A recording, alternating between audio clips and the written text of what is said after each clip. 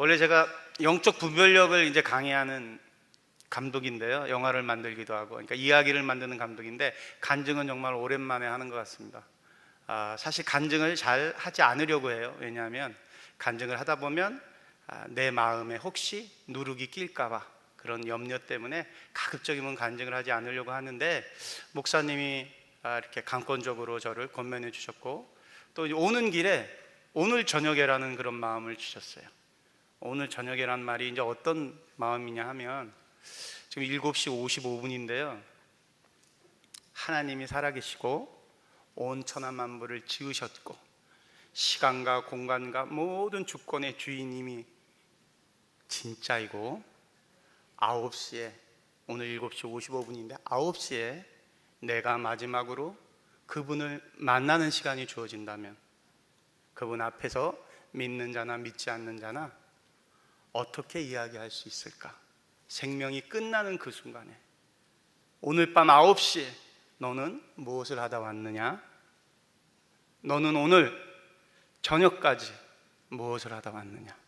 만약 하나님이 살아계시고 역사하시고 정말 시간과 공간의 주권자이시고 지옥과 천국이 확실히 있는 것이고 이것이 진리라면 너는 9시까지 무엇을 하다 왔느냐?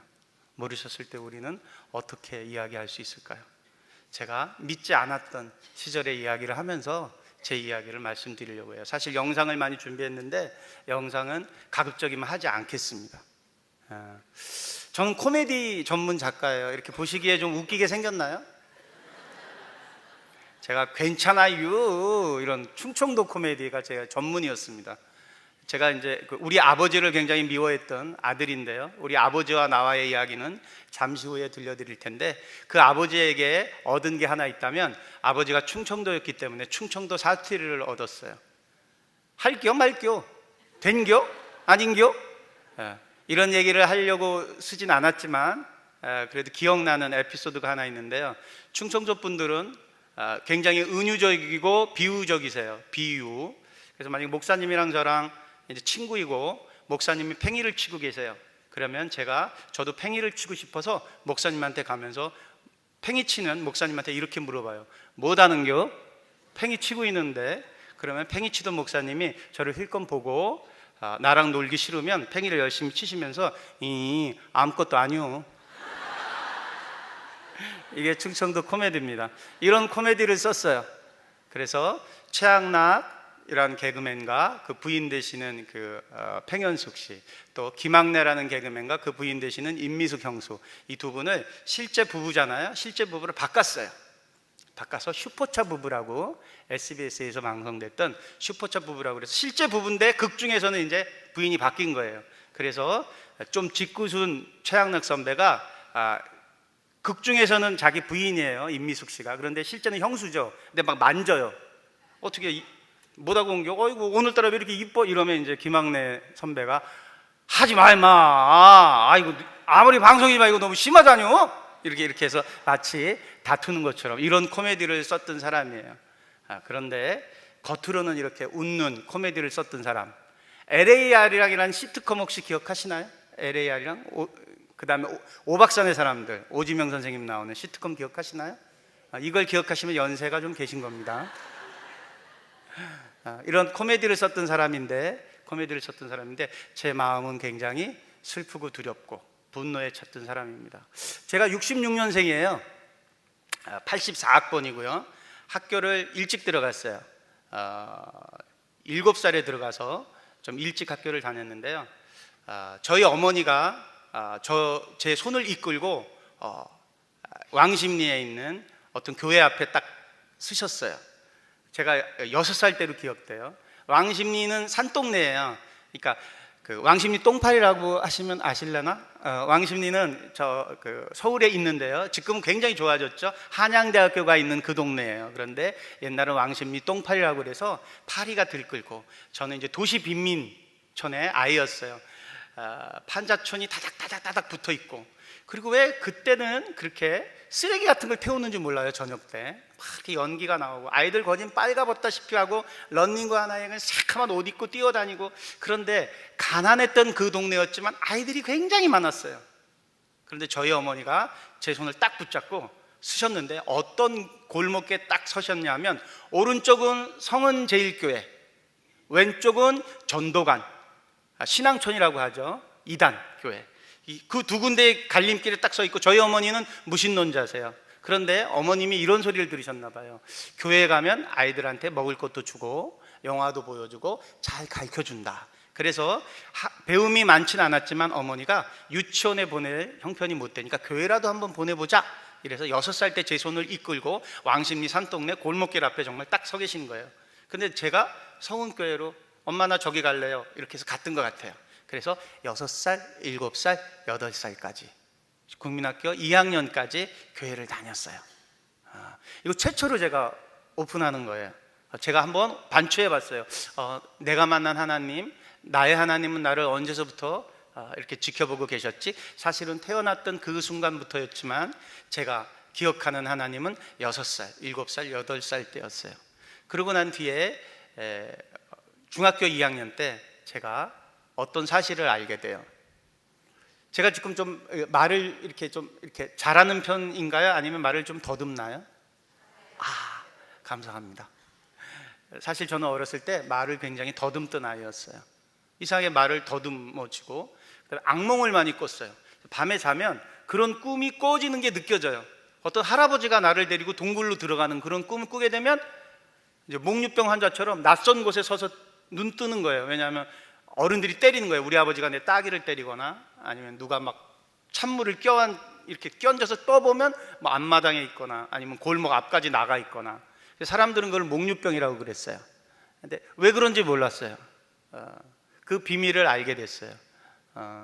저는 어머니가 두 분이었다는 사실을 중학교 2학년 때 알게 됐어요. 저희 어머니는 두 번째 부인이셨어요. 그리고 그 사실을 알게 된 그날 모든 막혔던 퍼즐이 하나로 딱 조각되는 느낌을 가졌어요. 이래서 이랬구나. 아이들이 기억 못할 것 같지만 본능적으로 기억하게 되는 게 있어요. 아주 제가 어렸을 때 같은데요, 어머니가 갓난 애기인 저를 급하게 장롱문을 열고, 장롱문을 여니까 이제 그 밑에 빼다지라고 그러나요? 그게 있고 그 위에 이불이 이렇게 쌓여 있었던 그 장롱에 저를 숨기듯이 숨기고 장롱문을 닫았어요. 이렇게 미는 장롱이 아니라 이렇게 닫는 장롱이었는데, 그런데 문틈이 열렸던 것 같아요. 굉장히 제가 어려요. 한 2살?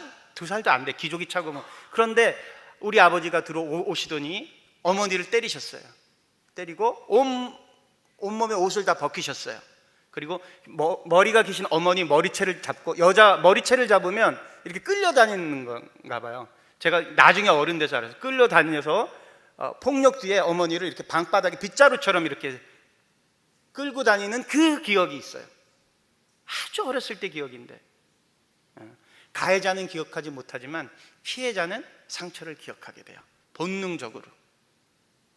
가정이 행복을 가져다주는 치유의 공간이기도 하지만 사실은 많은 상처가 가족으로부터 이루어져요. 그 이유를 제가 몰랐어요. 나중에 제가 알게 됐어요. 유부남이셨던 아버지가 처녀였던 어머니, 옛날은 먹고 살기가 힘드니까 양품점, 양화점들이 유행했거든요. 서울에 있는 양품점의 점원이었던 어머니를 총각이라고 그러고 사귀었던 거예요. 그리고 제가 임신됐어요. 그런데 아버지는 유부남이었고, 그 다음에 첫 번째 아버지의 부인은 유명한 여자 고등학교 교감 선생님이었어요. 우리 아버지는 그때 얘기하는 엘리트 인텔이었고, 즉 불행의 씨앗이 잉태된 거예요. 아버지는 저의 출산을, 저의 생명을 원치 않으셨어요. 그런데 그게 뭐라고? 옛날에는 어머님들이 남자분들과 손목 한 번만 잡아도, 그죠? 옷깃만 스쳐도 그게 인연으로 생각하셨잖아요. 그죠? 저희 어머니는 뱃속에 든 이 생명을 지켰던 거예요. 그래서 제가 태어났는데, 태어나고 나니까 아버지에겐 이게 수치였고 실수였고 저놈이 존재하지 않았더라면, 이런 생각을 가지셨던 것 같아요. 제 기억으로 아버지는 너무나 소리를 많이 지르셨어요. 너무나 분노하셨어요. 술을 많이 드시지는 않았지만 제 앞에 단 한 번도 친절하지 않으셨던 것 같아요. 어린 마음에 그런 게 너무 상처가 되는 거예요. 그렇게 상처가 되다 보니까, 이게 눈치가 있는 놈이 되다 보니까 그 결핍이 장애로 나타났어요. 말을 심하게 더듬었어요. 좋은 아버지건 나쁜 아버지건 어린 아들에게 아버지는 필요해요. 그리고 그 아버지한테 안겨보고 싶어요. 그런 마음이 저도 들었어요. 아주 어렸을 때는 한 7살, 8살 때로 기억나는데, 옛날은 푸세식이었잖아요. 화장실에 제가 앉아 있는데 아버지가 급한 일이 계신지 우리 집에 들렸다가 화장실 안으로 같이 들어오셨어요. 아버지가 뒤에 앉게 되셨어요. 저는 앞에 앉고, 아버지는 뒤에 앉아서 같이 똥 싸는 거예요. 뒤에 앉으셔서 담배를 태세요. 그런데 그 담배 냄새가 앞으로 넘어오는데 앞에서 똥 싸던 내가 그 아버지한테 안겨보고 싶다는 생각이 왜 들었는지 모르겠어요. 평상시에는 감히 낼 수도 없는 용기였어요. 그래서 이렇게 등을 뒤로 이렇게 움직였어요. 그랬는데 넌닝구 입은 아버지의 앞가슴에 제 등이 닿았어요. 그 체온을 아직도 기억해요. 그 따스함을 아직도 기억해요. 그렇게 저는 결핍이 많았던 소년이었어요. 제가 잘하는 일이 하나 있었어요. 이야기를 좋아하고 글 쓰는 걸 좋아했어요. 그리고 철이 들고 나서부터 저는 아버지에 대한 분노, 복수에 차 있었어요. 그래서 제 위로 배다른 형이 한 분 계시고, 제 밑으로 1살 어린 남동생이 있고, 그리고 제 친동생이죠. 엄마가 같은 9살 어린, 저보다 9살 어린 여동생이 하나 있어요. 그러니까 아버지가 이렇게 양다리를 걸쳤었던 거예요. 그 와중에도. 옛날 아버지들은 다 그러셨어요. 요즘 청년들은 잘 이해하지 못하지만. 그랬고, 분노에 찬 그 아버지의 발자국 소리, 그 소리 지르는 소리가 이렇게, 아버지의 목소리만 들어도 제 가슴이 퉁 하고 내려앉았어요. 그래서 여동생도 마찬가지였어요. 그래서 여동생한테 내가 그랬던 적이 기억나요. 오늘 이 간증을 준비하면서 아, 내가 그랬었구나. 여동생한테 아버지를 죽여버리고 싶다고까지 얘기를 했던 적도 있었던 것 같아요. 그렇게 상처가 많았던 소년이에요. 그리고 어머니를 행복하게 해드리고 싶었어요. 소가 도살장 끌려갈 때 눈치가 있잖아요. 그죠? 죽으러 가는 길인지 알잖아요. 저는 친가집 식구들 만나는 게 너무 싫었어요. 그런데 명절 때마다 꼭 우리 어머니가 억지로라도 보냈어요. 아마 두 번째 부인으로 사는 여자에게 그 가문에 제대로 된 호적에 올리고 싶어하는 그런 여러 가지 결핍이, 그런 욕망이 저를 그 자리로 가게 했는지도 몰라요. 전 그런 게 너무 싫었어요. 너무 싫었고, 그 결과 어머니를 기쁘게 해드려야겠다는 생각으로 살았어요. 살았고, 대학을, 이제 제가 글 쓰는 거 좋아하니까 글 쓰는 대학을 갔어요. 근데 제가 영어 수학을 굉장히 못했어요. 영어 수학을 못해서 그건 이제 그리다시피 하고, 남들이 영어 수학 공부할 때 저는 필사라고 하죠. 이렇게 그 유명한 소설가 선생님들이 글을 그대로 베껴 쓰는 일을 했어요. 그때 제가 처음으로 칭찬을 들었어요. 서울 예대를 나왔는데요, 학생들 수준은 굉장히 낮았지만 교수님들이 굉장히 유명하신 분이셨어요. 차범석 선생님이라고, 리얼리즘 연극의 최고의 어르신, 그분이 이제 은퇴하시고 나이가 많으셔서 70이 넘으셔서 타 대학의 총장까지 다 역임하시고 본인의 모교인 서울예대에 와서 후학들을 이제 목양하기 위해서 마지막으로 계셨던 차범석 선생님, 광장이라는 소설의 최인훈 선생님, 또 오기원 선생님, 하여튼 당대 최고의 선생님들이 서울예대에 계셨어요. 그리고 수사반장 홍 변호사를 쓴 윤대성 선생님도 계셨어요. 면접을 보는데 다른 아이들은 어쩌고 저쩌고 얘기하는데 저는 할 이야기가 없어요. 왜냐하면 아버지가 미웠기 때문에 저 혼자 아르바이트를 해서 집 생활에 굉장히 많은 도움을 줬거든요. 여동생은 제 힘으로 한번 공부를 가르쳐보겠다. 그러니까 아버지에 대한 그런 분노가 복수로 막 꽉 찼던 소년이었거든요. 그래서 제가 살아온 이야기를 하는데 괜히 서름이 북받쳐서 울음을 터뜨렸어요. 그랬더니 그 노인네 어르신 차범석 교수가 이렇게 걸어 나오시더니 약간 울먹거리고 있는 저를 꼭 안았어요. 안으면서 귀에다 대고 이렇게 얘기했어요. 너 같은 사람이 작가 되는 거야. 그 격려의 말 딱 들을 때 제가 이 생각이 딱 들었어요. 아, 나는 붙었구나. 그러고 난 뒤에 처음 들은 칭찬이었어요. 처음 들은 칭찬, 메이저로부터 처음 들은 칭찬. 그래서 그 내가 존경하는 교수님들의 모든 어린 시절을 다 추적했어요. 이 선생님은 몇 살 때 등단을 했고, 뭐 몇 살 때 등단을 했고, 몇 살 때 등단을 했고. 그러면 선생님들은 의례껏 이렇게 물어봐요. 수업이 끝날 때쯤 질문 있는 학생.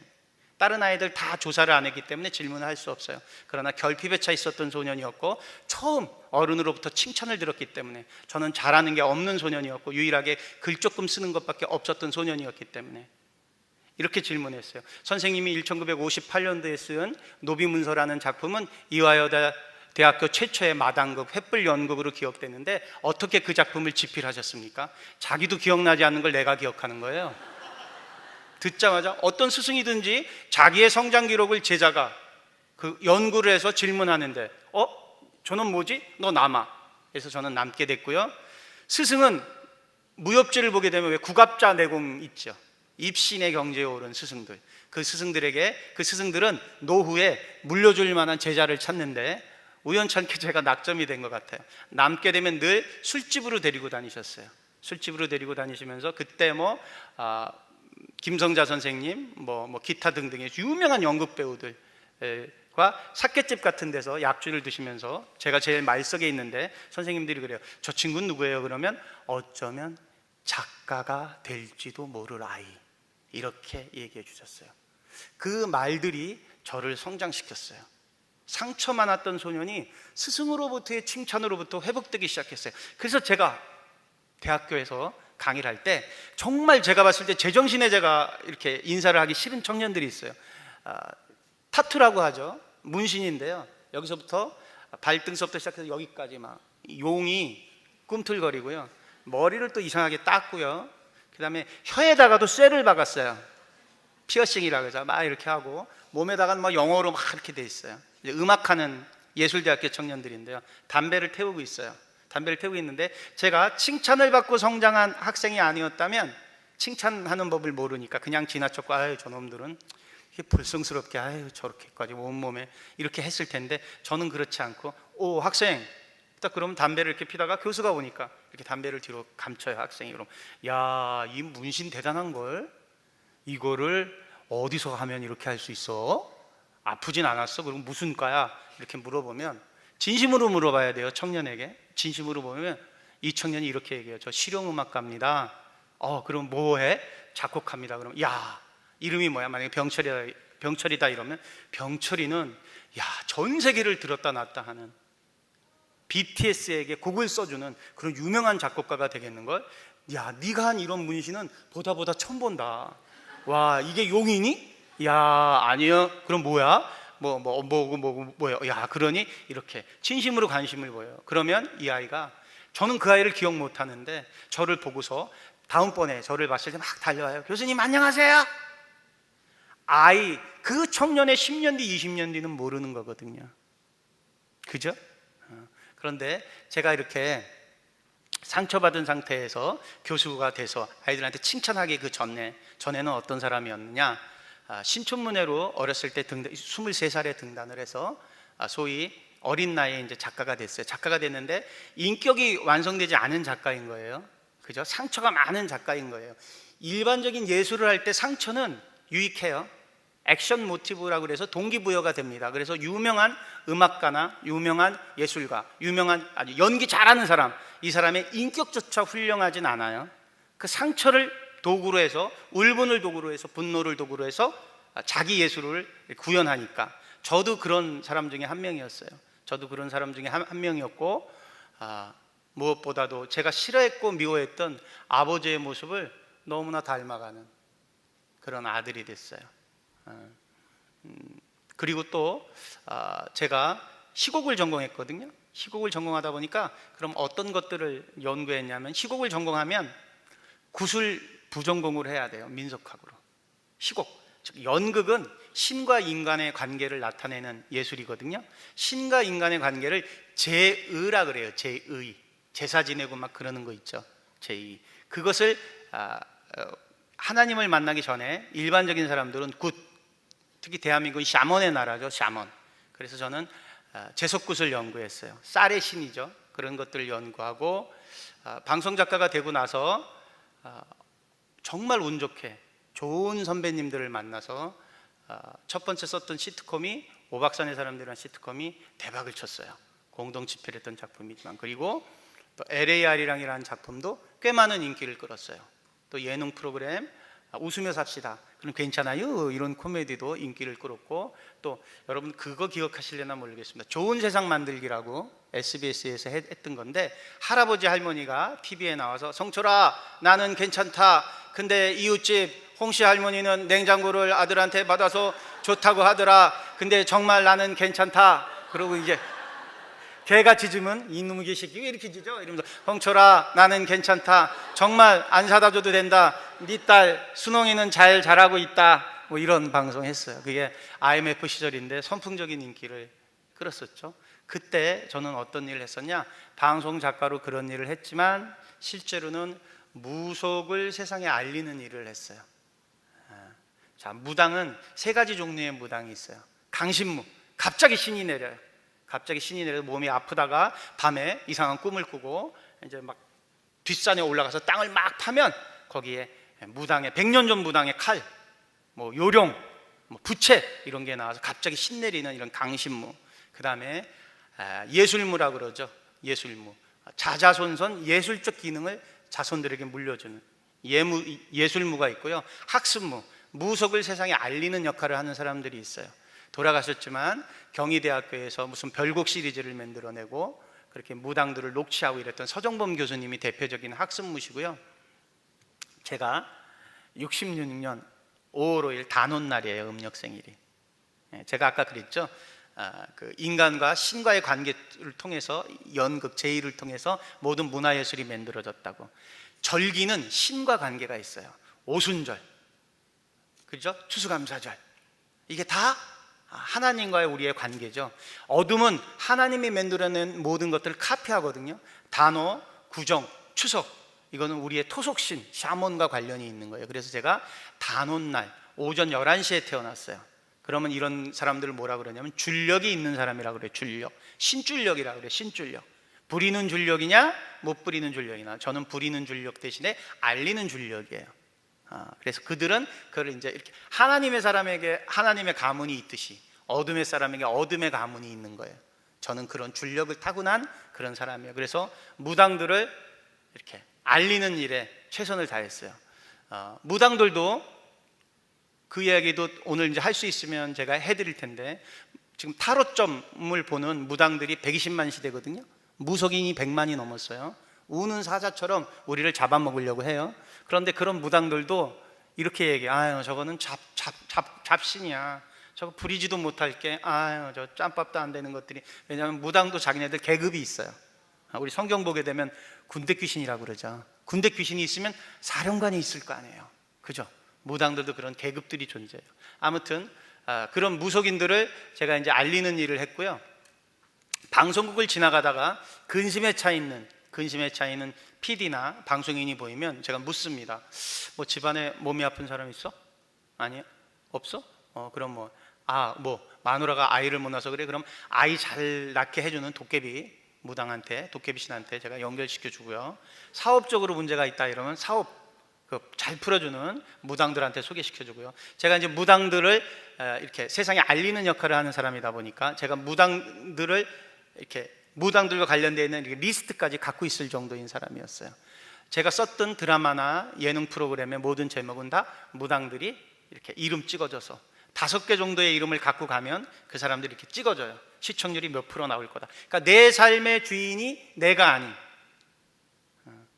세상 신이었던 거예요. 그런 무당들과 이렇게 함께 다녔고요. 그런 무당들도 고민해요. 무당들의 가장 큰 고민은 어떤 고민이냐면, 깨인 무당일 경우에 제자 양육을 해야 되겠는데 우리는 왜 제자 양육을 못할까? 이런 긍정적인 고민도 해요. 그래서 나의 산신제를 후대가 이어받아야 되는데, 그래서 연구하다 보니까 고급 종교와 저급 종교의 차이점은 바로 이 바이블 텍스트가 있느냐 없느냐예요. 텍스트가 있어야 자기가 죽더라도 죽고 난 이후에 후배들이 이거를 공부할 거 아니에요. 그래서 그런 것들을 녹취를 하고 기록하고 알리는 일을 제가 했고요. 제가 찍으면 정말 인간문화재가 됐어요. 저는 굿을 예술화시키고 공연화시키는 데 탁월했어요. 어떤 거냐 하면 이런 거죠. 귀신들은 분열하거든요. 거짓말을 하고요. 그래서 이 귀신들을 연합시키는 게 굉장히 어려워요. 그래서 한번 무당들끼리 연합적인 모임을 하나 해서 공연을 한다 하는 건 하늘의 별따기예요. 그런데 만약에 어떤 샤머니, 제석굿의 1인자인 샤머니 인간문화재가 되고 싶다고 저를 찾아왔어요.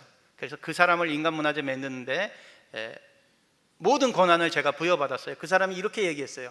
내가 나람무당이고 7살에 신을 받아서 이제 생명이 끝날 날이 며칠 남지 않았는데 자기가 자기 신에게 기도했더니 내 얼굴을 보여줬고, 고양시가 최영 장군의 묘소가 있는 동네거든요. 우리 동네가 일산시 고양시인데, 그래서 무당들이 귀신을 부를 때 제일 처음에 법사가 법구경을 쳐요. 법구경을 치면서 바하바냐 바라밀다 심경반자제 이렇게 하면서 최영 장군 아니 시랴 이렇게 끝나요. 최영 장군을 가장 높은 신이라고 생각하거든요. 그렇게 해서 충신인 최영 장군을 기리는데 최영 장군 묘소가 일산에 있는 거예요, 고양시에. 자, 모든 문화원에서 이런 과거의 샤먼들을 이렇게 기록하는 것들을 이제 문화예술로 이제 승화시키죠.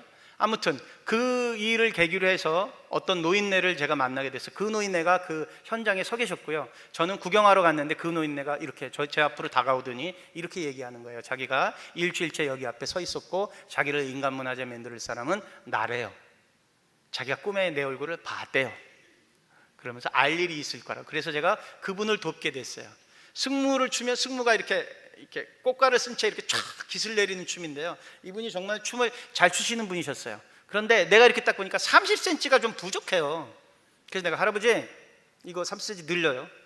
그리고 저는 그냥 왔어요. 그랬더니 일주일 뒤에 그 할아버지 부인이 전화가 왔어요. 아유 선생님, 우리 영감이 선생님 30cm 늘리라고 한 거 그거 연습하다가 죽게 생겼어요.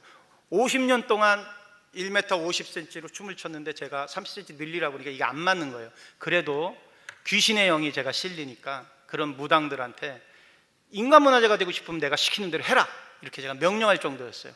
그게 저는 귀신을 제가 부린다고 생각했어요. 근데 나중에는 제가 그런 사람들의 전화를 받지 않으면 단 1분도 단 하루도 살 수 없는 그런 사람이었어요. 자, 그럼 그런 분들을 어떻게 인간문화재를 만들어주냐? 그런 사람들의 공연을 음지화되어 있는 공연, 굿땅에서 있는 그런 공연을 양성화시키는 일을 했어요.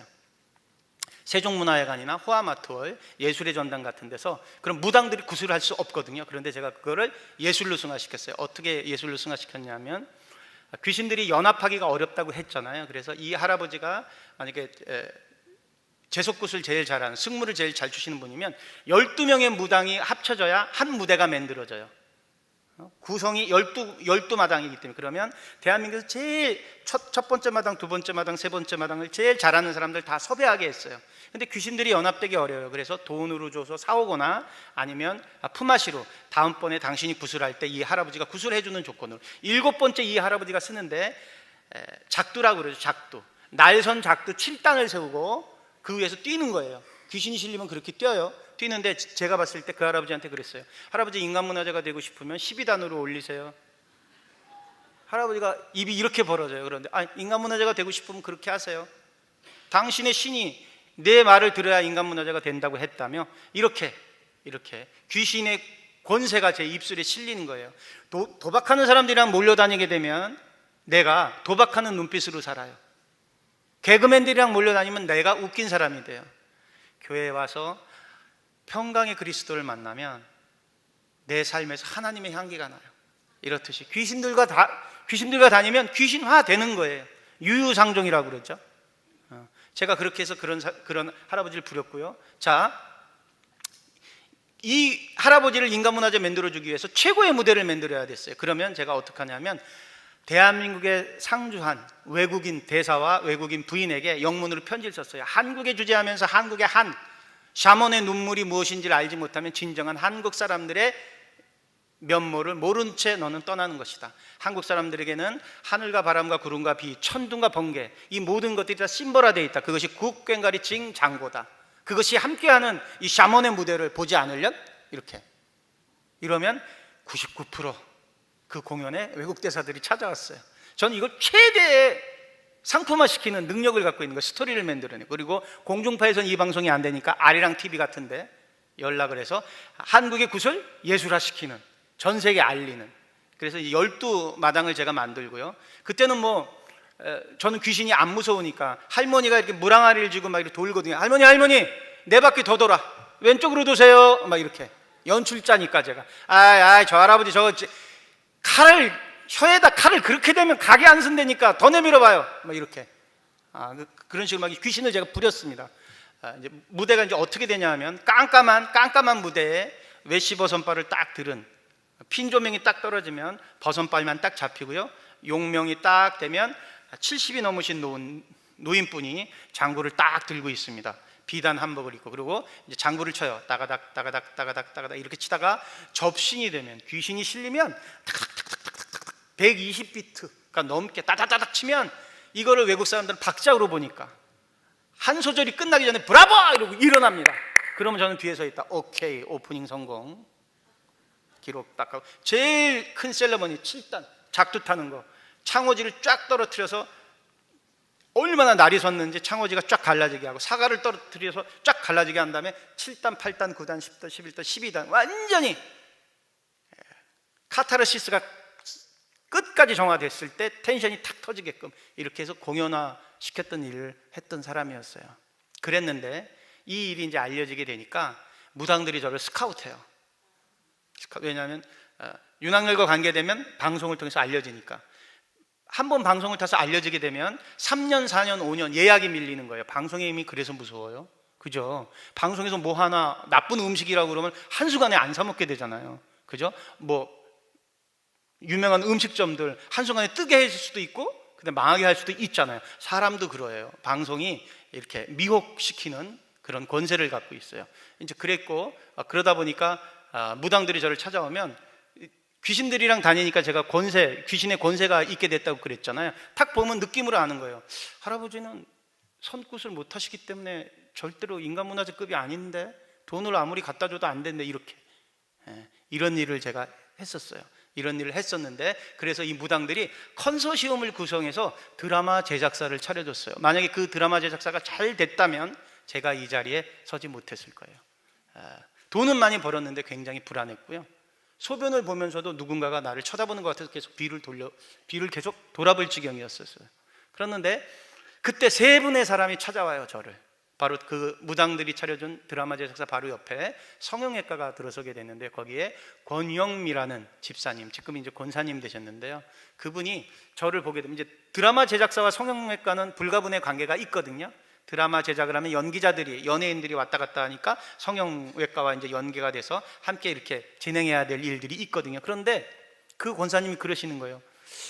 아유, 우리 윤학열 감독님은 하나님의 사람이에요, 이러고 그냥 가시는 거예요. 근데 이분이 이렇게 눈물을 글썽글썽거리면서 자꾸 하나님 얘기를 하는 거예요, 저한테. 그래서 왜 저분은 자꾸 재수없게 하나님 얘기를 하지? 그리고 저는 안티크리스찬이었거든요. 일요일 날마다 여의도 순복음교회 사람들이 막 고속버스로 대절하고 횡단보도 그냥 막 건너고, 무질서한 기독교인. 그리고 목사님이 사랑의 교회 출신이라고 그랬는데, 사랑의 교회에서 뭐 한 번은 그런 장면을 봤는데, 이렇게 몸이 불편하신 사지가 없으신 분이 이렇게 그 국어를 하는데, 아마 그 주일날이었는데 교통 정리하던 장로님과 이렇게 말 다툼, 언쟁을 하는 모습을 제가 우연찮게 90년도 초반에 그 장면을 보게 돼서, 저는 그때 굉장히 안티크리스찬이었으니까 교회의 직무는 빈민을 구제하는 건데, 평소에 빈민을 구제하지 저곳에 온 사람들을 자기네들이 예배에 방해된다고 저렇게 홀대했나? 물론 정확한 모습은 아니었을 수도 있는데, 아무튼 그렇게 안티크리스천이었던 사람이었어요.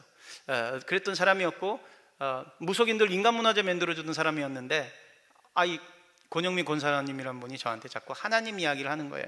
그래서 근데 그분을 뭐라고 그럴 수가 없는 게, 그분이 저한테 하나님 이야기를 할 때 눈에 눈물이 그릉그릉거려요. 아유, 윤 감독님. 그래서 뭐라고, 이 아줌마, 이렇게 얘기하다가 그 눈물을 보고 제가 말을 못했고요. 같은 붙어있는 건물이다 보니까 제가 이렇게 가다가 그 권사님이 보이면 이렇게 벽에 숨었어요. 이렇게 봤어요. 저 아줌마 갔나? 자, 그런 일이 있었고, 또 한 번은 석일자라는 개그우먼이 KBS 때 저랑 딱 한 프로그램 했던 그 개그우먼이 저를 찾아온 거예요. 저를 찾아오더니 쭈삣쭈삣쭈삣거리더니 가방 안에서 손바닥만한 성경책을 딱 내놓으면서 이렇게 얘기하는 거예요. 나의 하나님이 기도를 하는데 감독님에게 이 성경책을 갖다 주라고 하세요.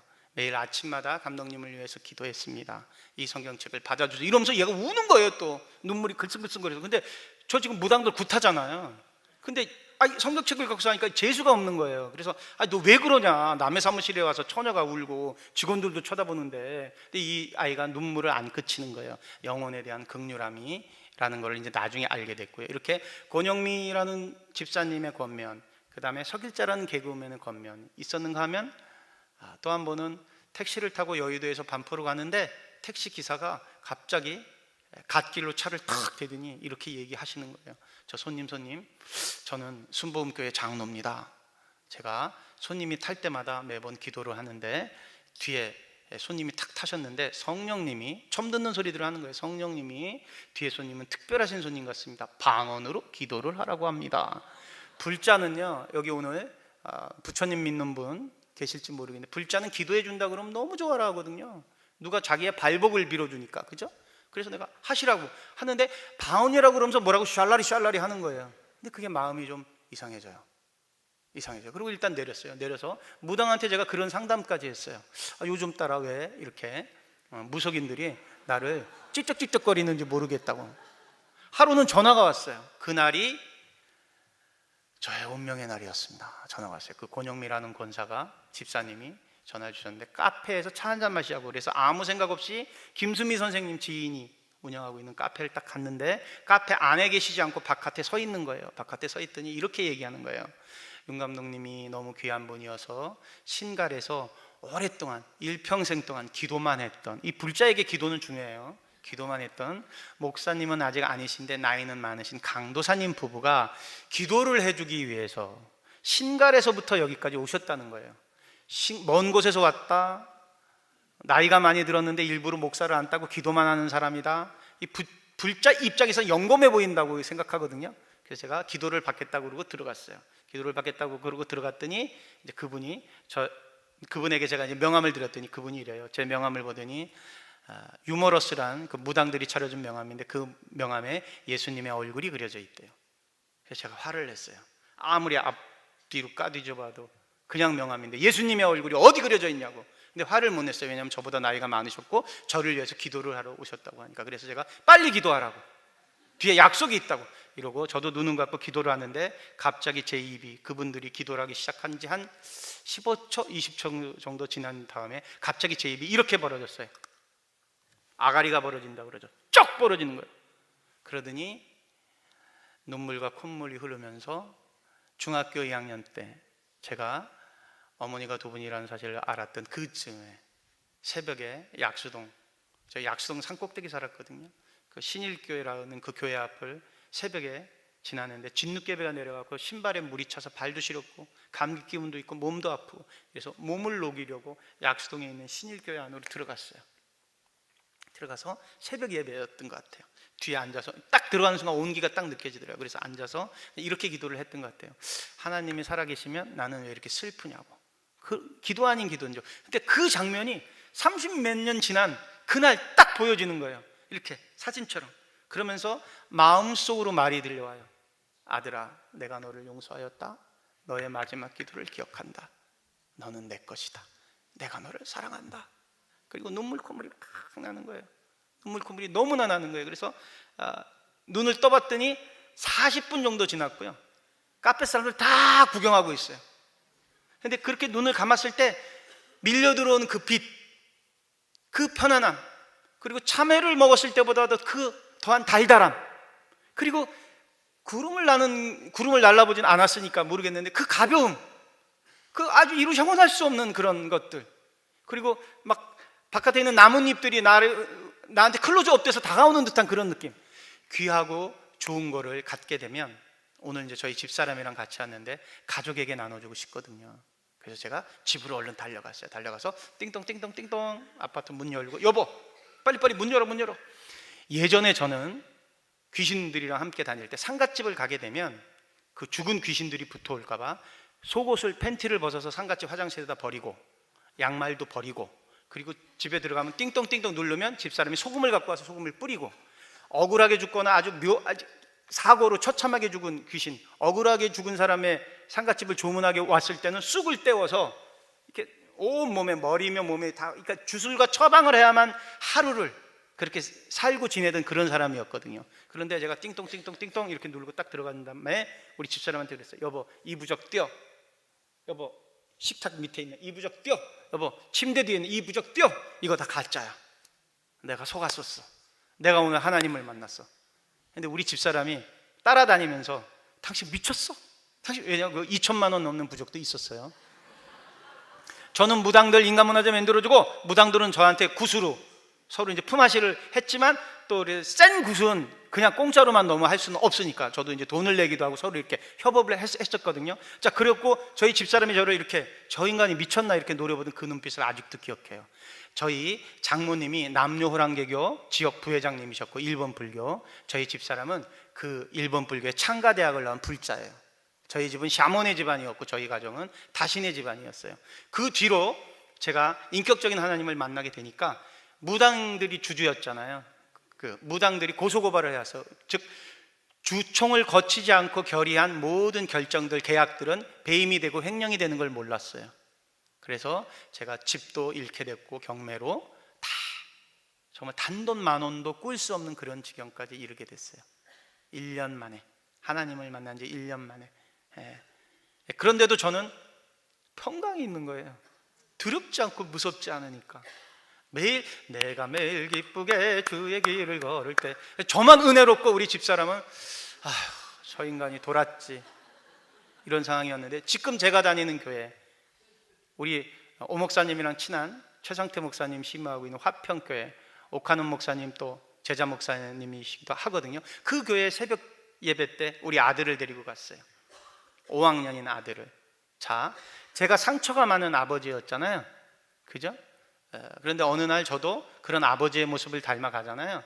그래서 저희 아들이 상처를 입을까 봐 저는 이렇게 감정이 복받쳐서 야단을 쳐야 될 날이 있으면 침대로 불렀어요. 아들 일로 와, 일로 와, 일로 와요. 그리고 왜냐하면 서서 이렇게 얘기를 하면 우리 아이의 마음에 상처를 입을까 봐. 그래서 머리맡에 손을 넣고 침대로 우리 아들을 오게 한 다음에 왼손으로 몸을 만지면서, 아들, 네가 오빠인데 그 저기 동생이랑 그런 일은 첫째로서 참아줘야지. 왜 네가 그렇게 동생을 괴롭히면 어떡해, 이런 식으로, 그러니까 스킨십을 하면서 권면을 했거든요. 그럴 정도로 아들을 아꼈어요. 그런데 아이는 아버지의 뒷모습을 보고 자라거든요. 애비가 무당이 최고인 줄 알고, 애비가 스님이 전부인 줄 알고 하니까 우리 아들은 절에 가면 108배가 기본이었어요. 내가 스님이랑 이야기할 때 아이는 이미 대웅전 들어서서 법당 안에 들어가서 108배를 했어요. 왜? 존경하는 아버지, 좋아하는 아버지가 그렇게 일하는 거를, 그렇게 하는 거를 따라 배웠으니까. 어르신들은 그렇게 절을 하면 40분에서 50분 걸리고요, 젊은 청년이 하게 되면 25분이 걸려요. 우리 아이는 그런 것들을 그냥 순종하는 마음으로 다 했던 아이고요. 굿만 5번 했어요. 오래 사는 굿, 크게 성공하는 굿. 우리 아들 칼춤도 추게 했고요. 제가 교회 앞에 새벽 예배를 끝나고 나왔는데 제 아들이 이렇게 물어요. 아빠, 그러면 이제 무당 할아버지 안 만나고 스님 안 만나고 하나님 믿는 교회에 다니는 거냐고. 그럴 때 제 가슴이 찢어져요. 그래서 우리 아들을 데리고 제가 목욕탕에 데려가요. 목욕탕에 데려가서 온몸을 씻겨요. 씻기고 저도 씻고, 그리고 우리 아들 앞에, 5학년짜리 앞에 제가 무릎을 꿇고 그 발을 닦아주면서 이렇게 얘기해요. 아들 영준아, 이제부터 아버지 이야기를 잘 들어라. 지금 아버지가 하는 이야기는 아버지 아들로 이야기하는 것이 아니라 인간 대 인간으로 하는 이야기다. 너도 언젠가 커서 아버지가 된다. 그 어떤 아버지가 자기 아들에게 더럽고 나쁘고 추하고 죽음 같은 그런 덩어리를 줄 수 있겠니? 아빠가 몰라서 무당 할아버지 만나러 다녔고 스님들 만나러 다녔고 우상 앞에 절하게 했다. 이 아버지를 용서해라. 내가 잘못했다. 내가 미안하다. 그렇게 발을 닦으면서 그냥 제 입에서 그런 말들이 나왔어요. 그런데 우리 아들이 그때 저를 꼭 안아줬어요. 그리고 펑펑 울기 시작하는 거예요. 이놈이. 아버지 내가 왜 이래? 아버지 내가 왜 이래? 이러면서 우리 아들은 그날 성령세를 받았어요. 그 아들이 지금 군대 가 있어요. 군대 간지 지금 한 달째인데, 그러고 난 다음에 오늘 온 집사람을 이제 가족 보고말을 시켜야 되는데 참 어려웠습니다. 왜냐하면 저희가 너무 과거에 난잡하게 살았고 또 좀 타락하게 살았기 때문에. 그래서 일요일날 이제 우리 집사람을 교회를 데리고 나가려면 참 어려웠어요. 설거지를 한 5일 정도 해서 이 정도 하면, 저한테 설거지 굉장히 큰 거였거든요 그때. 그래서 이제 일요일 날 오후가 되면 굉장히 잘해줬어요. 이제 데리고 가야지. 왜 영혼 구원에 대한 긍휼함이 있잖아요. 하나님을 안 믿으면 안 되는데 이런 마음, 가족 복음화가 돼야 되는데, 가족이 교회 다니는 게 얼마나 귀한 건데요. 그렇지 못한 사람들한테 그게 얼마나 절실한 건데요. 영적인 결핍이 얼마나 귀한 건데요. 그래서 가자고 그러면 우리 집사람이 자기는 강압적인 이런 권면이 싫다고, 뿌리실 때 제가 참았던 혈기가 튀어나온 거예요. 설거지하는 거 그냥 탁 던지면서, 내가 나쁜 거면 이렇게 하겠어. 내가 정말 하나님의 사랑을 당신에게 알려주고 싶다고 이렇게 이랬는데, 그 무당들이 저를 고소고발해서 정말 법정 구속 일보 직전까지 가는 그런 여러 상황 속에서도 하나님이 저를 지켜주셨고, 그런 여러 가지 모습을 보다가 우리 집사람이 사랑의 교회에서, 친구가 사랑의 교회에서 성경 말씀을 공부하는데, 서초동에 있는 오카는 목사님 사랑의 교회 거기 가서 성경 공부를 한번 해보는 건 어떨까라고 얘기. 우리 집사람이 굉장히 지적인 사람이거든요. 이렇게 그 상식적인 사람이고 이성적인 사람이고, 그래서 혹시 그것이 방법일 수 있겠다. 그리고 저는 성경 공부를 하라고 그러고 중보기도를 했어요. 그러더니 어느 날 은혜를 받아 갖고 왔어요. 내 눈물이 그릉그릉 해 갖고 왔어요. 아빠, 하나님이 살아계시는 것 같다. 이래서 결국 가족 복음화가 됐고요. 그 장모님은 돌아가시기 직전에 다른 사람 권면은 안 들었는데, 그 아들, 저희 아들 굉장히 좋아하셨거든요. 저희 집에서 간암으로 투병하다가 돌아가셨는데, 운명하기 직전에 우리 아들이 여러 차례 권면을 했지만, 목사님이 권면을 해도 타종교를 믿던, 남녀 호랑개교를 믿던 어머님이 회심하지 않으셨는데, 우리 아들이 할머니 하나님 믿고 천국 가야 돼요. 할머니. 그러니까 이 할머니한테 약점은 손자예요. 이 사람마다 이게 약점이 있어요. 그랬더니 이분이 입술을 달싹달싹거리고 그래 이러고 눈물을 이렇게 한 방울 흘리셨어요. 우리는 하나님을 영접했다고. 그때 이제 목사님도 서 계셨으니까 이렇게 믿었고요. 그러고 난 뒤에 무속인들, 인간문화재민들오던 제가 이제 할 일은 영화나 드라마로 하나님을 증거하는 일이죠. 그죠? 제가 2009년도 9월달 말에 국민일보에, 지금은 부장님이 되셨는데 그때는 차장님이셨어요. 윤중식 차장님과 그 다음에 백성기 목사님, 가수 민혜경 씨의 친오빠 되는 목사님과 저랑 식사를 하는데 YTN에서 뉴스가 흘러가요. 근데 어떤 뉴스냐면, 자장면 배달부가 72만 원 받으면서 5명의 어린이를 돕다가 교통사고로 죽었대요. 그런데 그 사람 딱 보니까 종로교회에서 장례를 치러요. 하나님을 진짜로 믿던 사람이라고 뉴스가 딱 나오는 거예요. 그랬더니 윤중식이라는 차장님이 굉장히 시니컬한 차장님이거든요. 노조도 하시고 저한테 그러는 거예요. 숟가락으로 식사를 하다가, 윤영, 응? 예수를 믿으려면 저렇게 믿어야 돼. 이러고 다시 밥을 먹었어요. 근데 그 말이 그날 밤에 계속 울림으로 다가오는 거예요. 예수를 믿으려면 저렇게 믿어야 돼. 예수를 믿으려면 저렇게 믿어야 돼. 그래서 아침에 깨서 다시 또 기도를 하는데 또 그 사람에 대한 마음을 줬어요. 그래서 제가 114에다 전화를 걸었어요. 양재동에 있는 동보성이라는 중국집 전화번호를 가르쳐달라고. 그랬더니 가르쳐줬고 거기다 전화를 걸었고, 제가 그분이 일하던 중국집을 찾아갔어요. 김우수 선생님이셨고요, 전과 5범이었고 고아였고, 그 다음에 5명의 어린이를 7년 동안 도네이션을 하던 분이셨는데, 그 중국집을 갔더니 정말 한 평 정도 되는 배달 많이 하는 중국집이었고요. 그날따라 불이 나는 거예요. 배달 주문이 몰려와서. 왜냐하면 귀한 일 하다가 돌아가신 분 가게에서 중국 음식 시켜 먹겠다고. 그분은 돌아가시고 안 계시는데, 그래서 그 사장님과 어렵게 인터뷰를 했고요. 그분이 사시던 집으로 갔어요. 그분이 사시던 집으로 갔더니 그 집은 15만 원밖에 안 되는 창문이 없는 고시원이었어요. 그 고시원에서 들어가서 딱 봤더니 구약 817페이지가 펼쳐져 있었어요. 마지막으로 묵상을 하셨던 규절인데요. 여호와는 나의 목자시니 내게 부족함이 없으리로다. 그리고 제가 그냥 사진을 찍고 이제 와서 그 다음 날이 주일이에요. 그래서 제가 중등부 교사였기 때문에 하평교회 우리 반 아이들한테 사진과 함께 이런 걸 보여주면서, 이런 분이 진짜 기독교인이다.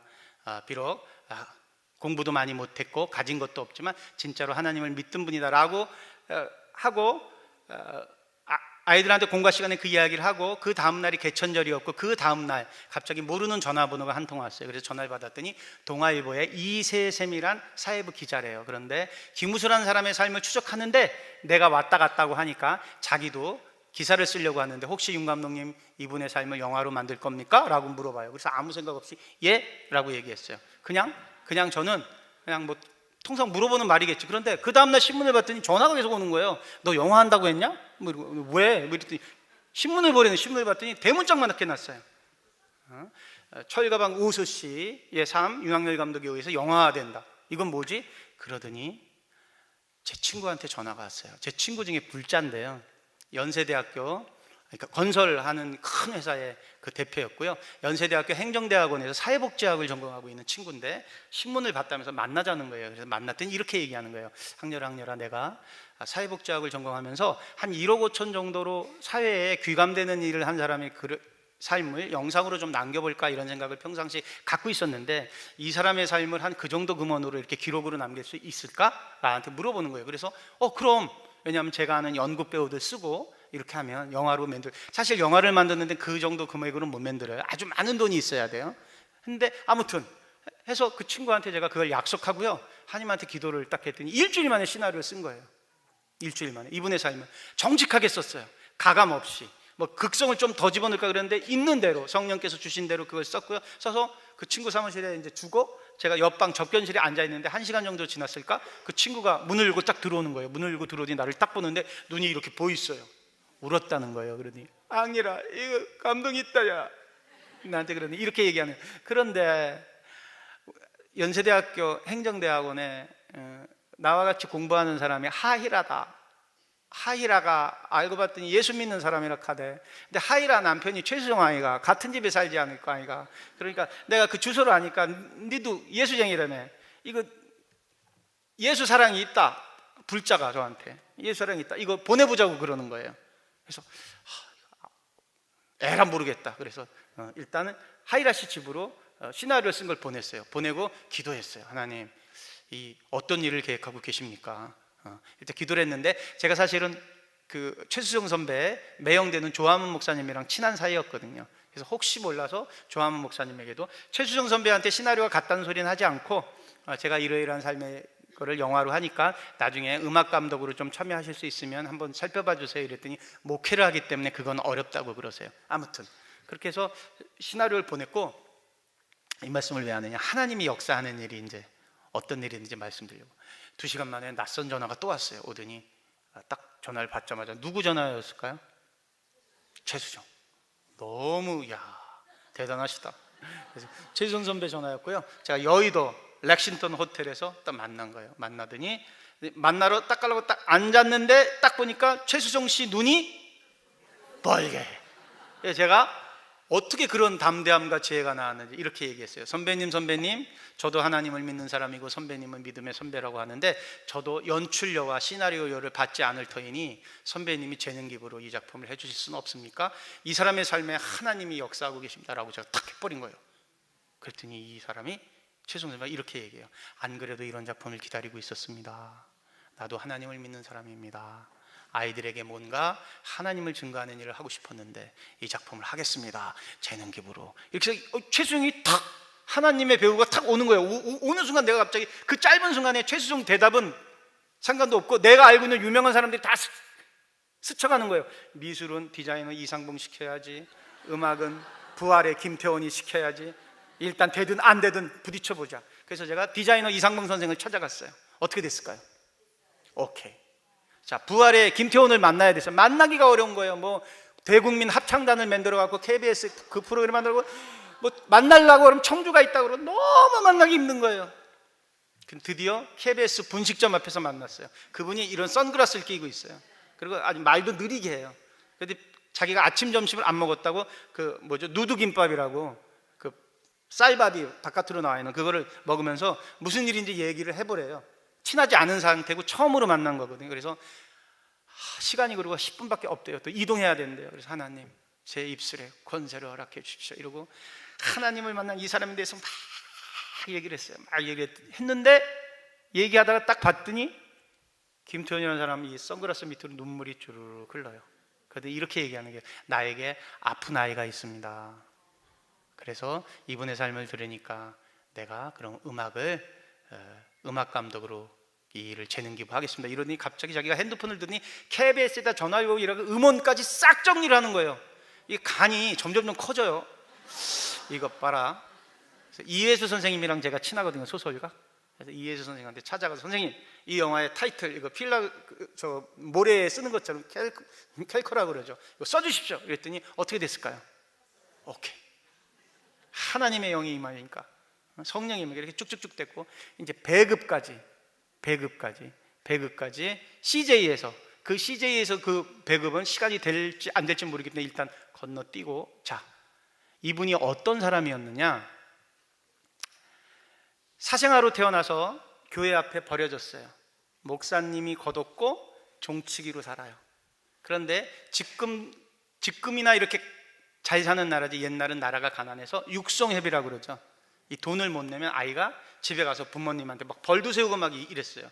옛날에는 쌀밥 갖고 오면 선생님이 혼냈어요. 제가 혼분식 세대거든요. 밀가루 빵이나 이런 거 안 갖고 오면 안 됐어요. 그렇게 나라가 가난했어요. 쌀로 술 만들면 잡아갔어요. 그렇게 가난했던 시절이었고, 왜냐하면 교사가 육성회비를, 그 성과급이기 때문에 육성회비를 많이 올리지 못하면 교사 봉급에 불이익을 당할 정도였어요. 그런데 이 가난한 소년도, 김우수라는 사람도 돈을 내지 못했던 거예요. 그런데 집으로 가봐야 부모님이 안 계시니까. 그래서 이 울분해쳤던 소년이 집을 가출해요. 가출해서 서울역에 왔는데, 서울역 와서 하는 일은 국어라는 일, 앵벌이 하는 일이에요. 앵벌이 하는 일인데, 앵벌이 하는 이 소년이 다른 어깨 집단한테 그 돈을 빼앗기게 되고, 울분에 차서 그들과 대적하게 되지만 맞기만 하고, 이러다가 이 소년이 청년이 되니까 자기가 당했던 걸 고스란히 다른 소년들에게 행하는, 그러다 소년 전과가 3범이 되고 4범이 되고, 돈밖에 모르는, 믿는 사람을 믿지 않는 악귀에 찬 사람으로 성장하게 되고, 술집의 웨이터로 취직하게 돼서 일수놀이 하면서 돈만 모으는, 그래서 몸을 파는 여자들한테까지, 술집 여자들한테까지 돈놀이를 하는 그런 사람으로 살았고, 돈을 제법 모았는데 그 돈을 믿는 선배, 자기와 같은 앵벌이 출신의 믿는 선배에게 맡겼는데, 그 선배가 노름쟁이여서 그 돈을 들고 노름으로 다 탕진하고 중국으로 도망가 버렸어요. 돈만을 평생의 전부로 생각했었는데, 그래서 이 사람이 울분에 찬 나머지 자기가 일했던 그 술집 옆에 식당에서 어느 날 지나가다가 사람들이 행복하게 저녁 먹는 것을 보고서 술집 안에 들어가서 라이터로 불을 붙여서 다 태워 죽이고, 자기도 죽으려고 방화를 일으키려고 했다가 라이터 불이 안 켜져서 방화미수가 돼서 전과 5범이 돼서 교도소에 가게 돼요. 교도소에 가게 되면 교도소 간 사람들도 이렇게 찾아오는 면회객이 있고, 또 사식이라는 걸 넣어줘야 왕따를 당하지 않는데, 고아 출신에 아무도 없고 오는 편지도 없는 이 사람이 왕따가 되는 거예요. 그래서 악귀에 처해 있는, 교도소 안에서도 악귀예요. 악귀인데 어느 날 그분들도, 교도소 안에 계신 분들도 운동을 하거든요. 운동을 하다가 사형수가 놓고 간 사과나무라는 책자에 이런 내용이 있어요. 부모님이 안 계시고 유소년 꿈나무 축구 선수인데, 동생이 2명 있는데 막내 동생이 척추에 바이러스가 생겨서 이렇게 척추가 휘었어요, 슈렉처럼. 근데 이 아이가 초등학교에 입학해야 돼요. 근데 이 아이한테 어깨 매주는 가방을 사주고 싶어하는 오빠의 마음을 잘 진심을 다해서 그 글에 써서 사과나무라는 책자에 적혀져서 온 거예요. 그 책을 보다가 김우수가 이렇게 생각을 했어요. 이건 진짜다. 왜냐하면 자기가 고아 출신이니까 이 이야기만큼 진짜다. 그래서 교도관을 막 조르는 거예요. 내 돈 13만 원을 이 아이에게 보내줬으면 좋겠다고. 그런데 죄를 져서 들어온 사람인데 경제활동을 할 수 없죠. 그런데 너무 조르니까 교도관이 어린이재단을 통해서 13만 원을 보내줬어요. 13만 원을 보내주고 2주 3주가 지났어요. 2주 3주가 지났는데 감사하다는 편지 한 통이 왔어요. 그래서 처음으로 그 편지를 읽게 돼요. 찾아오는 사람 없고 아는 사람 없었던 이 김우수에게 편지가 왔는데, 이런 편지예요. 어디 사시고 무엇을 하는 분인지 모르지만 어깨 매는 가방을 사주게 해준 아저씨 감사합니다. 아이들 좋고 귀한 거 선물로 받게 되면 너무 좋은 나머지 그날만큼은 실증 나기 전까지는 품 안에 넣고 있잖아요. 이 아이도 허리에, 어깨에 이걸 메고 앞으로 이렇게 엎드린 채 잠을 자는 거예요. 그러니까 오빠가 가방을 끌어주려다가 아이가 웃고 있는 듯해요. 그러니까 어디 사시고 무엇을 하는 분인지 모르지만 내 동생을 웃게 해준 아저씨 감사합니다, 감사합니다, 감사합니다라고 편지를 보낸 거예요. 이 감사합니다는 말이 평생 분노로 살았던 김우수의 마음을 찔러요. 쳐요. 나같이 버러지로 살았던 사람한테 감사하다는 말을 해주는 사람이 있구나. 그런데 그 순간 여호와는 나의 목자시니 내게 부족함이 없으리로다. 이 말귀가 탁 살아서 자기한테 오는 거예요. 그 전까지는 그냥 귀찮은 걸로 느껴졌던 성경이 탁 들어오는 거예요. 들어오더니 그래, 내가 고아로 살았지, 나는 슬픔으로 살았지, 나는 분노로 살았지, 그런데 나 같은 사람도 이런 아픔을 가진 아이한테 감사를 줄 수 있구나. 그러면 내가 이후에 나와서의 삶은 나도 이런 아이들을 위해서 살아야 되겠다. 이래서 72만 원 받는 자장면 배달부를 하면서 1명, 2명, 3명, 4명을 후원하다가 아프리카 아이까지 단순 지속 반복 7년 동안. 논현동에 가게 되면 서울의 교보문고에 교보생명이 붙어 있거든요. 거기에 프랜카드가 걸려서 교보생명이라고. 이분이 해소기침이 심해요. 해소기침이 심한데 너무 심한 나머지 너무 아프니까 교보생명을 찾아가요. 찾아가서 보험을 들려고 그래요. 생명보험을. 그러니까 생명보험이 안 돼요. 무연고자고 비정규직이고 사는 곳이 일정하지 않다. 안 된다 그러니까 이 사람이 이렇게 얘기해요. 나는 당신이 이야기한 대로 무연고자고 사는 곳이 일정하지 않고 비정규직이요. 그런데 나는 약속을 지켜야 될 5명의 아이들이 있습니다. 나는 고아 출신이기 때문에 내가 이 생명보험을 내가 잘못되더라도 갖고 갈 사람이 없습니다. 단지 정말 이 아이들과 약속을 지키기 위해서 그럽니다. 나 같은 사람은 생명보험을 들 수 없습니까? 라고 이야기해요. 이 말이 교보생명 소장의 마음을 움직여요. 감동을 줘요. 교보생명 소장이 보증인이 돼줘요. 어린이재단이랑 같이. 그래서 당신이 잘못되게 되면 당신의 생명보험으로 아이들을 후원하겠다고. 이 소식이 당시 대통령이었던 이명박 대통령한테까지 알려지게 돼요. 대통령이 아침을 먹자고 초청했어요. 그랬더니 동네가 이제 난리가 난 거예요. 그래도 대통령이 아침 먹자는겨, 지금 출세한겨 김 사장. 예? 근데 양복이 없는 거예요. 작업복밖에. 그러니까 사람들이 아무리 그래도 나라님이 모자는데 그거는 예의가 아닌겨. 이게 우리가 짜장면 이거에서 서로 옷을 해주겠다 그랬는데 김우 선생이 이렇게 얘기를 해요. 양복을 입고 간들 자장면 배달부인 내 삶이 바뀌겠습니까? 나는 하나님이 주신 사랑으로 충분합니다. 나는 작업복을 입고 가는데 대신 가장 깨끗하게 빨아입고 가겠습니다. 공부를 많이 하신 분도 아닌데, 그죠? 사명이 들어가게 되니까 사람의 삶이 바뀐 거예요. 그래서 정말 웃으면서 대통령이랑 사진을 찍었어요. 사진을 찍었고 이분이 그렇게 5명의 어린이를 후원하다가 짜장면 배달부를 하고 오는 길에 교통사고로 돌아가셨어요. 돌아가시고 비정규직의 무연고자니까 돌아가시게 되면 바로 검사의 지휘 안에 화장을 해야 돼요. 화장을 해야 되는데 중국집 여사장 입장에서는 너무 억울한 거야. 너무 착하게 사는 사람이고 진짜 예수님 믿는 사람인데. 그래서 그 밤중에 검사가 이제 이거 화장터로 가는 그 밤중에 이 고시원 방문을 막 뒤졌더니 KBS 기자 명함 하나가 나온 거예요. 전에 한번 취재하고 간. 그래서 그 KBS 기자한테 전화를 걸어서 자초지종을 얘기했고, KBS 기자가 어린이재단으로 연락을 했고, 어린이재단이 최불암 선생한테 연락을 했고, 최불암 선생하면 그 새벽에 모든 일들이 벌어져서 검사의 지휘 아래 화장터로 가던 이분의 시신이 다시 돌아오게 돼서 시민장으로 장례를 치르게 된 거예요. 제가 이 말씀 드리려고 그러는 게 아니라 오늘 저녁에 2009년에는 어떤 일들이 있었냐면 2009년 2월 달에 김수환 추기경이 소천하셨어요. 2009년 5월 달에 노무현 대통령이 소천했어요. 2009년 8월 달에 DJ 김대중 대통령이 소천하셨어요. 2009년 9월 달에 세상 사람들이 아무도 모르는 그 누구도 기억하지 않던 김우수라는 사람이 소천했어요. 하나님은 누구의 삶을 기쁘다, 고맙다, 수고했다 여기였을까요? 세상적으로 뛰어난 것이 아무것도 없는 사람이에요. 슬픔이 많고 분노로 쌓여있고 억울함이 많고 증오의 대상에도 이 사람이 누구를 만나니까? 하나님을 만나니까. 말더더미에 열등의식에 가득 찼던 내가 하나님을 만나니까, 하나님 보시기에 김수환 추기경의 삶, 짜장면 배달부 김우세의 삶, 어느 삶을 더 귀하다고 생각하실까요? 하나님을 만나게 되면요, 고난이 축복으로 변해요. 가난한 게 부유해져요. 그런데 돈을 많이 버는 부유함이 아니라 환경적으로 가난한 건 변하지 않지만 김우수 선생처럼 그리스도의 평강이 본질적인 삶을 바꾸게 해요.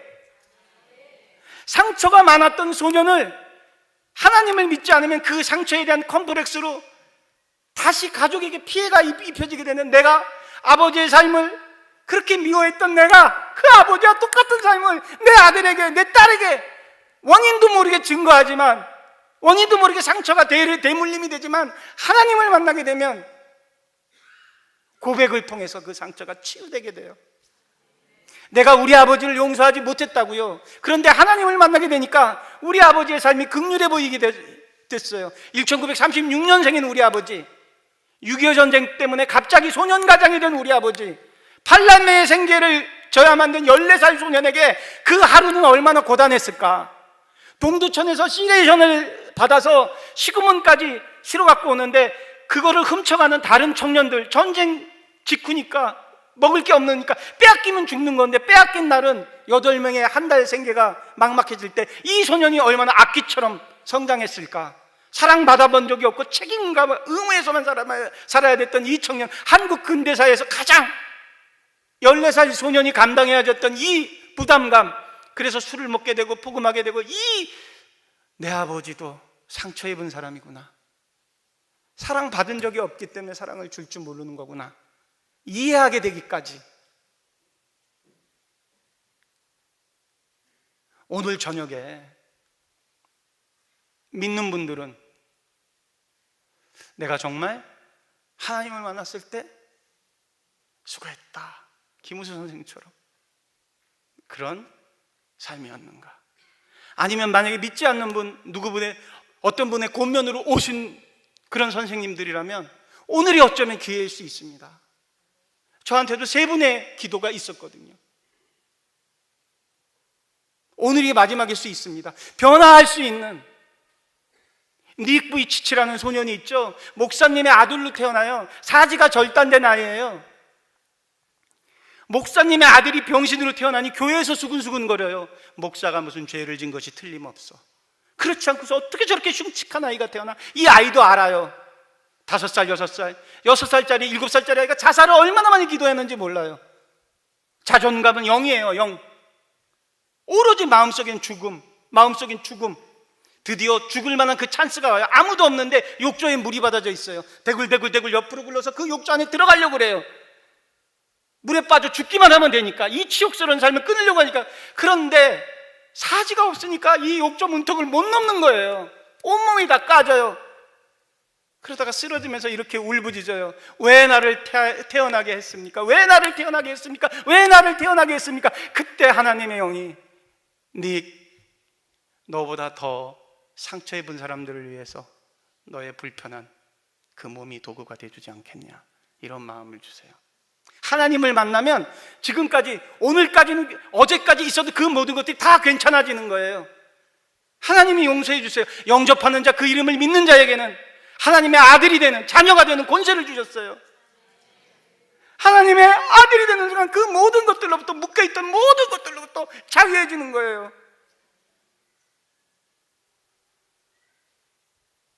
자유해지게 되면 성령님이 어떻게 사용하시냐 하면, 어렵고 힘들었던, 세상 사람들은 그게 상처가 되고 컴플렉스가 되거든요. 분노로 쌓였던 그것을 통해서 사용하세요.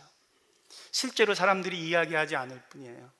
아버지로부터 상처가 있었던 사람들은 그 상처가 도구가 돼서 같은 상처 입은 사람을 치유해요.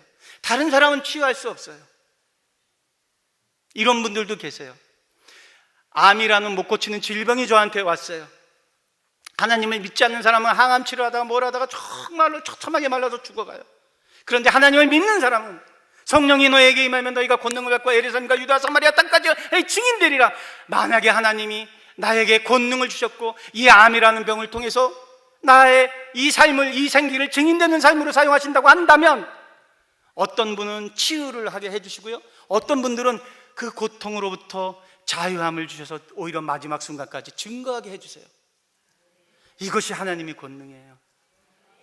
혹시 어저께까지 소리 질렀던 아버지, 어저께까지 남편을 미워했던 어머니, 혹시 지금 이 순간 아버지로부터 상처, 어머니로부터 있는 상처, 어려운 가정환경, 기타 등등의 것들로 힘들어하는 분이 계시다면 바로 오늘이 하나님을 인격적으로 만나고 그 상처로부터 자유함을 얻게 되는 그날입니다.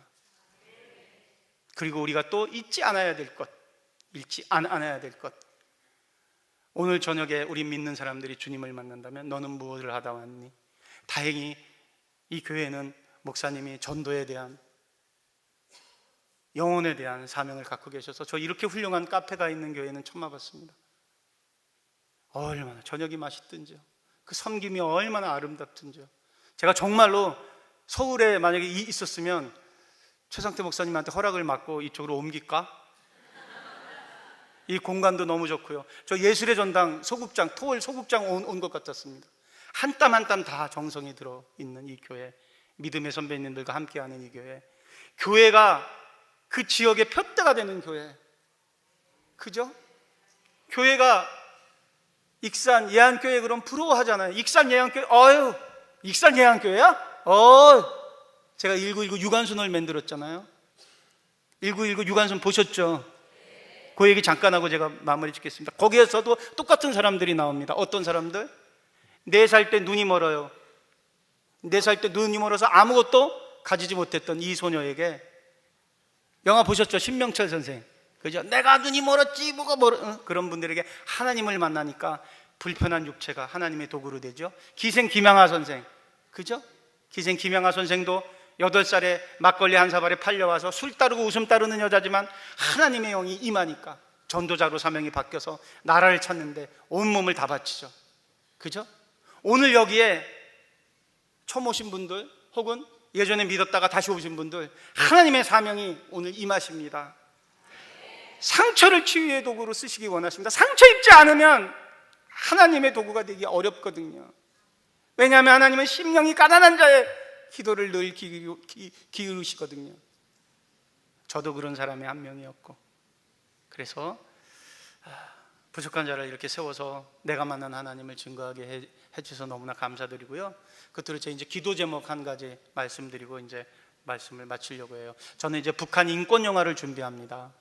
1919 유관순 영화를 했지만, 왜냐하면 북한에도 이렇게 지하 성도분들이 계시거든요. 그분들에게 요즘 문화가 도구가 되는 시대거든요. 북한도 한국에서 인기 끌은 미니 시리즈가 2주 만에 북한 청소년들이 봐요. 장마당으로 들어가서. 그래서 북한 청소년들이 좋아하는 이 유명 스타들이 나와서 복음을 증거하는 그런 영화를 미국에서 만들 거예요. 한국을 겨냥하지 않고 영어로 다 되는 그런 드라마를 만들 겁니다. 그때도 또 그 결과를 가지고 기회가 주어진다면 예안교회에 다시 방문해서 그 작품에 대한 이야기를 나눴으면 합니다. 저의 말씀 오늘 이렇게 마치도록 하겠습니다. 감사합니다.